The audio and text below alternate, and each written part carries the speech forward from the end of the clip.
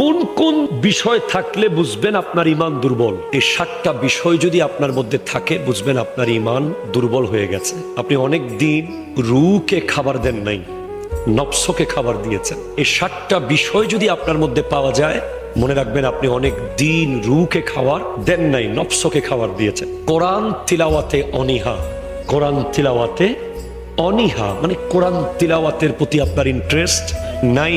মাসকে মাস হয়ে গেছে কোরআন পড়েছেন, বুঝতে হবে আপনার ঈমান দুর্বলতার দিকে চলে গেছে।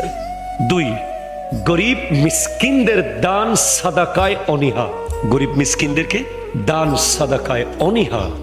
3, নামাজ পড়তে যাওয়ার ব্যাপারে কোনো মতে গেলেও নামাজের ভিতরে রুকু সেজদা সবকিছুর ক্ষেত্রে অনীহা আছে না নাই বলেন তো?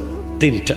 4, পাপ করার পরেও গুনাহ করার পরে অনুতপ্ত না হওয়া, গুনাহ করার পরে অনুতপ্ত না হওয়া। অনেক মানুষের দেখবেন গুনাহ করতেছে কিন্তু ভিতরে কোনো কি নাই, গিল্টিনেস। সে যে গুনাহ করেছে সেটা সে কি করলাম হাই আফসোস এটা নাই, সে দিব্যি জীবনযাপন করছে, ঠিক কিনা বলেন? 5, আল্লাহর জিকির, আল্লাহর স্মরণ থেকে দূরে থাকা। দেখবেন কোন এক জায়গায় আল্লাহ জিকির হচ্ছে, আপনার বসতে মন চাচ্ছে না, জিকির করতে মন চাচ্ছে না, আপনি মোবাইল টিপছেন, আপনি গুতাগুতি করছেন, আপনি বন্ধুর সাথে আড্ডা দিচ্ছেন, এদিকে জিকির চলছে, বুঝবেন আপনার ঈমান দুর্বল হয়ে গেছে।